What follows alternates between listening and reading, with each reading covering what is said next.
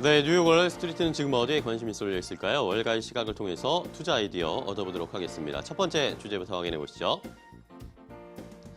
자, 지난 주말 사이에 미국에서 깜짝 이 지표가 발표가 됐습니다. 미국의 1분기 서프라이즈를 연출한 성장률 때문이었는데요.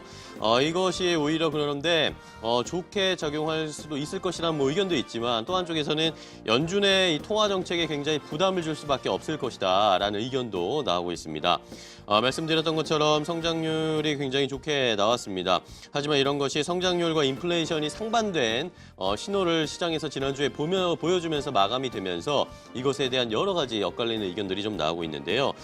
이것을 확인해 볼 수 있는 것이 이렇게 성장률, 1분기 성장률 GDP가 굉장히 좋게 3.2%나 나왔습니다. 하지만 미국 benchmark 10년 만기 국채 수익률이 지난 금요일에 장중에 4bp 내외로 하락을 했습니다. 2.5% 선 안팎에서 거래가 됐는데 이 발표됐던 연준에서 GDP 성장률 연율 기준으로 3.2%로 집계된 것과 그리고 시장이 예상했던 2%를 훨씬 뛰어넘는 좋은 수치를 기록했음에도 불구하고 일단은 대표적인 안전자산 쪽인 국채로 자금이 몰렸다라는 이야기였습니다.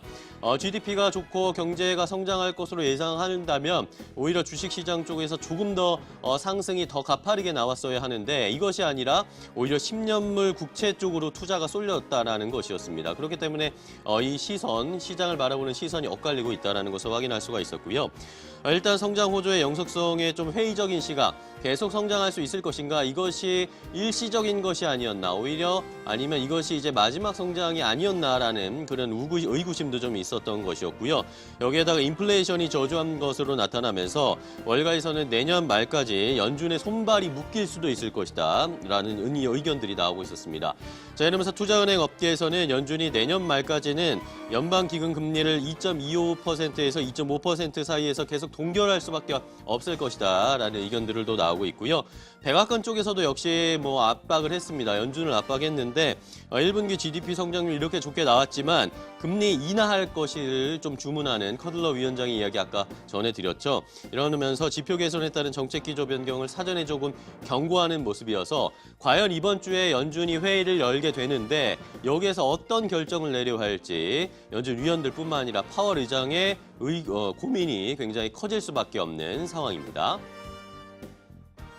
자, 다음은 이제 미국 대선 이야기가 조금씩 미국 쪽에서도 불거지고 있는데 이것과 관련된 이야기를 좀 해봐야 될 것 같습니다. 조 바이든 전 미국 부통령이 내년에 대선에 출마하면서 트럼프 대통령과 맞대결을 하겠다라고 당차게 포부를 밝히고 나왔습니다.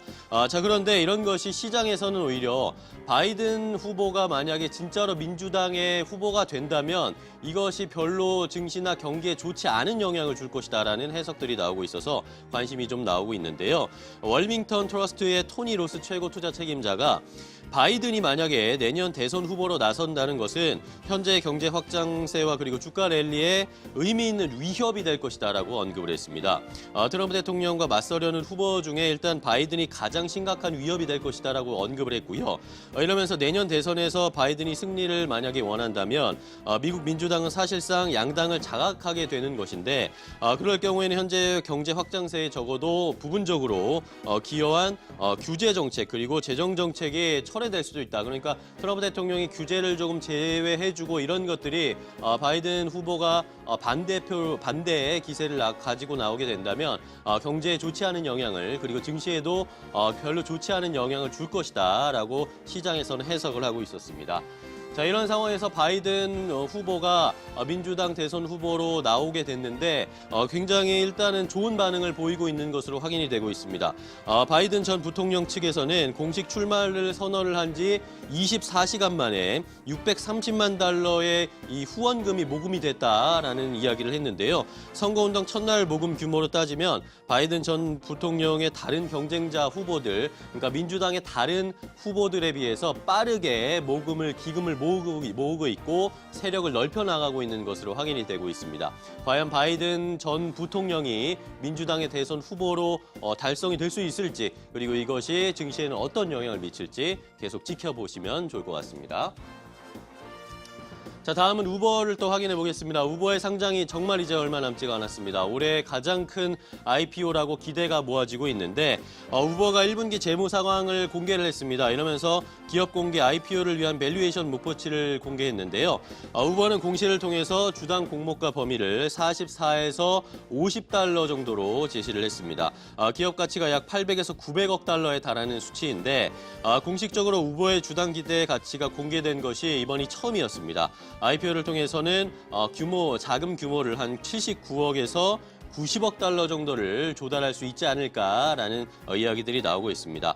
외신들에 따르면 우버는 전환사채 보유자들에게 주당 48달러에서 55달러 정도의 잠재 가치가 있다는 자료를 전달했던 것으로 드러났는데요. 이 밸류에이션을 적용하면 기업 가치는 더 올라갑니다. 900억에서 1000억 달러 정도의 기업 가치를 갖게 되는 것이었습니다. 자, 우버 많이 아실 텐데 우리나라에서는 서비스가 많이 진행되고 있지 않은데 미국 북미 쪽이라든지 다른 외국에서는 우버를 택시 이상으로 많이 사용하는 국가들도 있어서 우버에 대한 가치는 점점점 커지고 있는 상황입니다.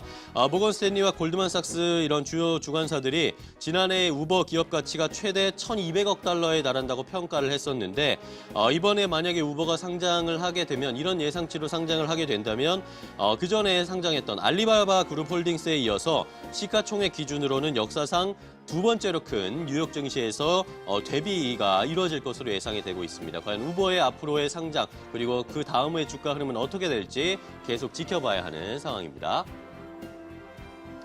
자, 마지막으로 살펴볼 이야기는 이 어벤져스 엔드게임에 대한 이야기입니다. 주말 사이에 이 어벤져스 엔드게임 보러 가셨던 분들 굉장히 많으셨을 것 같은데 우리나라에서도 예매율이 엄청나고 거의 90%가 넘는 예매율을 기록하면서 많은 분들이 영화를 봤다라는 후기를 올리는 것을 저도 봤는데요. 어벤져스 엔드게임이 주말 사이에 엄청난 수익을 거뒀다라는 소식이었습니다. 전 세계적으로 수익이 12억 달러를 돌파했다라고 합니다. 현재 중국에서는 개봉 하루 당일에 수익이 1억 달러를 돌파했다라고 했고 우리나라에서도 개봉 당일날 130만 명의 관객이 동원됐다고 합니다. 현재 어제 기준으로 해서 500만 관객을 돌파했다라고 하는데 개봉한 지 3일 정도밖에 안 됐는데 벌써 엄청난 관객이 몰려들고 있습니다. 미국에서도 주말 사이에 3억 5천만 달러 정도의 수익을 기록했고 예매 미국에서도 역시 이 스크린 점유율을 압도하고 있다라고 하는데요. 자, 이것이 엄청난 수치라는 걸 좀 말씀드려야 되겠는데 빠른 속도로 그리고 관객이 늘어나고 있고 수익도 늘어나고 있습니다. 그전까지의 기록을 가지고 있던 것이 이 어벤져스 캡틴 마블이었는데 이 캡틴 마블이 거의 한 달이 다 돼서야 전 세계적으로 수익이 10억 달러가 넘었습니다. 그런데 이번에 이 어벤져스 엔드게임이 불과 한 3일 정도 만에 벌써 이것을 뛰어넘는 엄청난 수치를 기록을 한 것이었기 때문에 이번에 어벤져스 엔드게임이 분명히 최고 신기록을 달성할 것이다라는 것이 시장에서는 일반적인 평가였습니다. 이러면서 아바타 그전에 기록을 가지고 있던 아바타의 27억 달러도 깰 수 있을 것이다라는 시장의 평가들도 나오고 있고요.